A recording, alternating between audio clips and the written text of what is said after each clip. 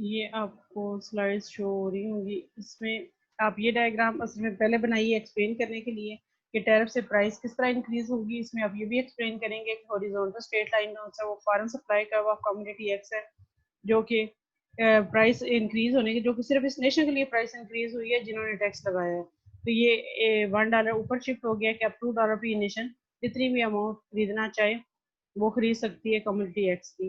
Domestic consumption और production effect कौन सा इन दोनों लाइनों के दरमियान जो डिफरेंट है उससे शो हो रहा है।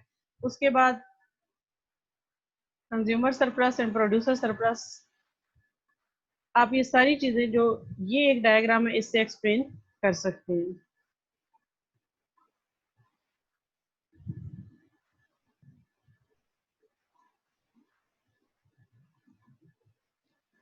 इस डायग्राम में आपने जो दो डेड वेट लॉस हैं बी और डी है। बच्चे क्लास में आई चले जाए। तो डेड वेट लॉस बी क्यों अराइज किया है, from where it comes. So you will explain that कि जब आप शिफ्ट करते हैं प्रोडक्शन फॉरेन प्रोड्यूसर से डोमेस्टिक प्रोड्यूसर की तरफ प्राइस इंक्रीज करके, फॉरेन प्रोड्यूसर एफिशिएंट था, domestic producer is not that much efficient. So this dead weight loss arise is due to the inefficiencies in the production, which is shown by B.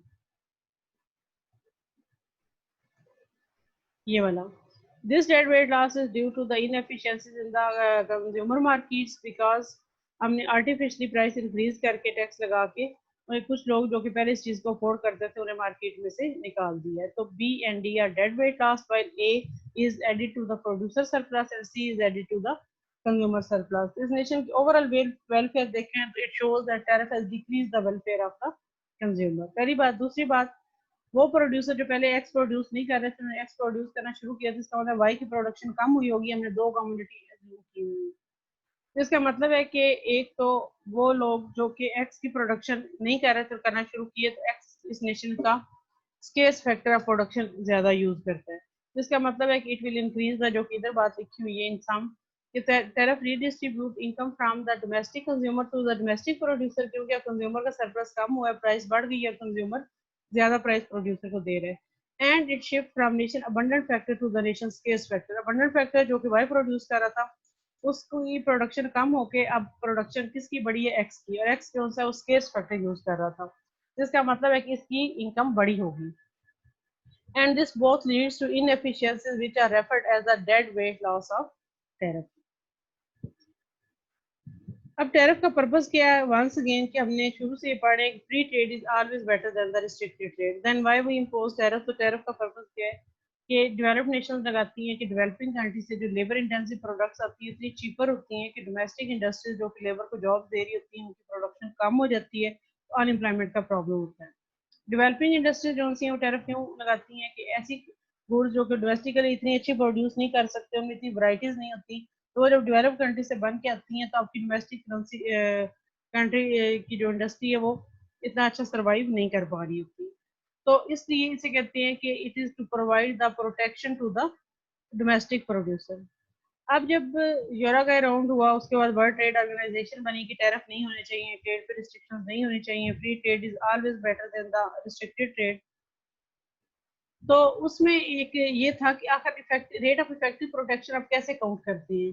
Sometime उसमें था ये कि बहुत से country इस तरह करते थे कि जो इनपुट्स इंपोर्ट कर रहे हैं जो कि किसी चीज की प्रोडक्शन में यूज हो रही है उस पर बिल्कुल कोई ड्यूटी नहीं लगाई, लेकिन जो कि आउटपुट है फाइनल कमोडिटी है उस पर हैवी ड्यूटी लगा देते थे।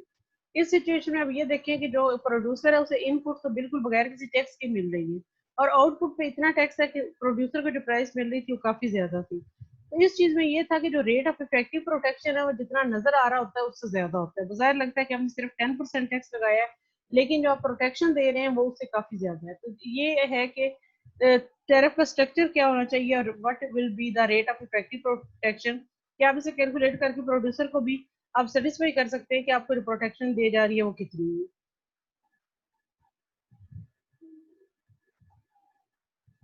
Now rate of effective protection हम किस चीज पे कैलकुलेट करते हैं, हम इसको कैलकुलेट करते हैं कि हमारी डोमेस्टिक वैल्यू एडिशन क्या है। डोमेस्टिक वैल्यू एडिशन ये कि फाइनल कमोडिटी जो बनी है, अगर आप इम्पोर्टेड इनपुट्स यूज कर रहे हैं या लोकल भी कर रहे हैं, तो उन इनपुट्स को यूज करते हुए जो आपने फाइनल कमोडिटी बनाई है उसकी और उसकी प्राइस में क्या डिफरेंट है। अगर 80 रुपीज की आपकी इनपुट्स है और 100 रुपीज की आपकी फाइनल आउटपुट है, तो 20 रुपीज सिर्फ वैल्यू थी जो आपने ऐड की है, उसी वैल्यू पे आपने अपना प्रॉफिट अर्न करना है।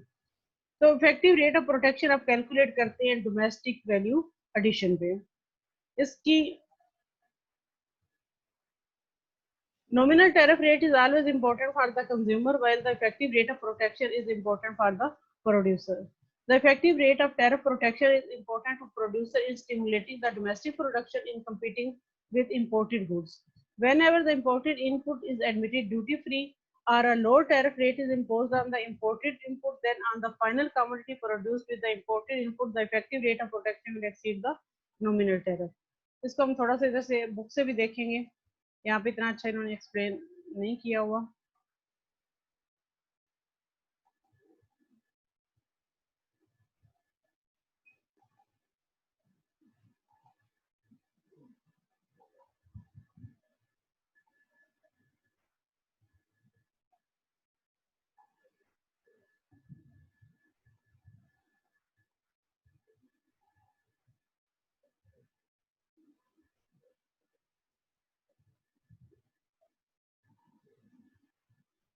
ये एग्जांपल है, आप इसे बुक से देखें कि ये मैं इसको हाईलाइट कर देती हूँ, इसे अपने बुक से अच्छी तरह एक दफा समझ लीजिएगा, आपको बेहतर समझ आ जाएगा। कि आप अज्यूम करें कि आप एक इम्पोर्ट वूल इम्पोर्ट कर रहे हैं जिसकी प्राइस $80 है, तो उससे एक ड्रेस बना के एक शख्स सेल कर रहा है, प्रोड्यूसर है, जिसकी प्राइस जो सी है वो $100 है। नाउ इस पे अगर आप उसकी फाइनल कम्युनिटी की प्राइस पे $10 अगर 10% आप टैक्स लगा दें तो उसकी प्राइस मार्केट में हो जाएगी $110। अब वो शख्स जिससे इसमें 20 रुपए की सिर्फ वैल्यू ऐड की है, बजाय आपको सिर्फ ये लगता है कि आपने 10% टैक्स जो सा उस पर लगाया है, लेकिन जो वैल्यू एडिशन था वो जस्ट $20 था। तो $10 का क्या है, ये आपके पास इधर हुआ है, ये 10 डिवाइडेड बाई 20, इसका मतलब है 50% आप उसको प्रोटेक्शन दे रहे हैं उसके वैल्यू एडिशन पे, प्रोड्यूसर जिसने सिर्फ $20 की वैल्यू उस वूल में ऐड की थी, बाकी तो उसकी इनपुट थी, उसकी प्राइस उसने लेनी थी। जैसे ये चेक करने के लिए कि आप कितना प्रोटेक्शन दे रहे हैं अपने प्रोड्यूसर को, you always have to calculate the effective rate of protection. ये फार्मूला दिया हुआ है, how to calculate the rate of effective protection. इसमें G is the rate of effective protection है। फर्स्ट ये रूटीन दिया हुआ है, what it is the tariff और nominal tariff on the final commodity. AI क्या है, it is the ratio of the price of input to the price of final commodity. TI क्या है, it is the tax on the imported input. इस फार्मूले को और 1 minus ए आई आप denominator में लिखेंगे। इसको जो एग्जांपल हमने अभी की है उसमें आप देखें कि टी टैक्स क्या था, 10% है, तो इसको 10% को हम यहाँ पे ये नीचे फार्मूले में जब वैल्यू पुट करेंगे तो जाहिर है कि इसको लिखेंगे 0.1। इसी तरह ए आई क्या है कि price of input to the price of final commodity, तो ये हो जाएगा 80 डिवाइडेड बाई 100, तो ये 0.8 आपके पास आ जाएगा। इनपुट पे टैक्स हमने जीरो लिया था, यहाँ नीचे आप जीरो पुट कर देंगे और नीचे भी यही वैल्यू जब आप पुट करेंगे तो 0.1 minus zero divided by 0.2 is equal to, से सॉल्व करें तो आ जाता है 50%। नेक्स्ट एग्जांपल आपके पास दी हुई कि अगर इफ 5% नॉमिनल टैरिफ, क्योंकि पहले हमने कहा है कि 10% जीरो टैरिफ है इम्पोर्टेड इनपुट पे, अब गवर्नमेंट सिर्फ फाइनल कमोडिटी पे टैक्स नहीं लगा रही बल्कि इम्पोर्टेड इनपुट पे भी टैरिफ लगा दी है 5%, यानी 5 डिवाइडेड बाई 100 0.05 आप पुट करेंगे फार्मूला में, ये वाला टैक्स ये नया ऐड हुआ है, पहले इनपुट पे टैक्स नहीं था।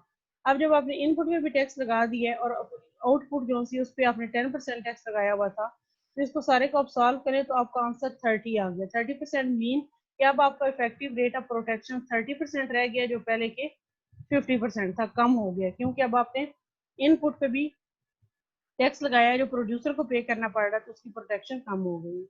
सेम कि अगर आप इनपुट जो सी है उसके ऊपर टैक्स भी 10% लगा दें तो आपका, और फाइनल कमोडिटी पे भी 10 लगा दें तो उसमें ये रिजल्ट है। और आखिरी बात कि आप इनपुट पे जो टैक्स लगाते हैं जो कि यहाँ 20% दिया हुआ वो ज्यादा लगा दें और जो फाइनल कमोडिटी है उस पर टैक्स 10% ही रहने दें। तो इनपुट पे टैक्स अगर ज्यादा हो और आउटपुट पे कम हो तो आपका आंसर नेगेटिव में आएगा, जिसका मतलब ये है कि आपकी इफेक्टिव प्रोटेक्शन नेगेटिव है, मतलब आप प्रोड्यूसर को प्रोटेक्ट नहीं कर रहे हैं बल्कि उससे को डिस्करेज कर रहे हैं। इसमें कुछ गुड्स दी बातें पॉइंट्स दिए हुए हैं, जनरल पॉइंट्स जो से एक्सप्लेन करने हो कि इफेक्टिव रेट ऑफ प्रोटेक्शन क्या है, तो आप इसको देख सकते हैं। मीन कि अगर ratio of price of input, ये जो ए आई है, to the final commodity is equal to 0, अगर ये 0 हो तो आपका रेट ऑफ इफेक्टिव प्रोटेक्शन आपके नॉमिनल टैरिफ के बराबर हो जाता है। इसी तरह अगर ए आई, टी आई और टी आई की वैल्यूज गिवन हो तो G will be greater when the T is higher. अगर नॉमिनल टैरिफ ज्यादा हो तो इफेक्टिव रेट ऑफ प्रोटेक्शन ज्यादा होता है अगर ए आई और टी आई गिवन हो तो। इसी तरह अगर टी आपके पास गिवन है, टी आई भी गिवन है, जी भी, तो फिर जी की वैल्यू क्या होगी? G will be larger when the A I is larger. And fourth is the value of G effective rate of protection will be more than the nominal tariff. It depends on what is the value of the TI. अगर तो TI जो है वो छोटा हो या कम हो T से, तो इफेक्टिव रेट ऑफ प्रोटेक्शन जो है वो भी T से ज्यादा होगा। इसको ये जो है अच्छी तरह से आपने इसको, ये जो न्यूमेरिकल्स हैं इनको भी कर लेना है और इन पॉइंट्स को भी समझ लेना है। बाकी यहाँ पे ये दिया यूरोगाई रोड डब्ल्यूटीओ से पहले हुआ था, इसका पर्पस क्या था कि ट्रेड रेट्स जो से हैं और डोमेस्टिक प्रोसेसिंग जो सी है वो उसके हिसाब से होनी चाहिए इफेक्टिव प्रोटेक्शन। इसमें जो ब्लू कलर की बार है वो ये शो कर रही है कि यूरोगाई राउंड के बाद टैरिफ रेट्स क्या थे, उससे पहले क्या थे। तो जब यूरोगाई राउंड में ये एक्सप्लेन किया गया कि आपका इफेक्टिव रेट ऑफ प्रोटेक्शन हमेशा जो नजर आ रहा, जो नॉमिनल टैरिफ नजर आ रहा होता है उससे ज्यादा होता है, तो इसको इसके अकॉर्डिंगली एडजस्ट करना चाहिए। तो पोस्ट यूरो का अराउंड टैरिफ थे वो आप देख रहे हैं कि वो कम हो गए हैं, ब्लू बार जो वो कम है। ये रॉ मटेरियल पे है, उसके बाद सेमी मैन्युफैक्चर्स गुड्स पे और फिनिश प्रोडक्ट्स पे है, और सब पे ही आफ्टर यूरो का अराउंड जो है टैक्सेस जो से कम हुए हैं, और खास तौर पे आप देख रहे हैं रॉ मटेरियल्स पे ज्यादा कम हुए हैं। जनरल इक्विलिब्रियम एनालिसिस शायद हम ये डायग्राम देख लेंगे, लेकिन इस चैप्टर में से हम और कुछ ज्यादा नहीं कर रहे, और लार्ज कंट्री केस तो हमने ऑफर कर्व्स नहीं किए।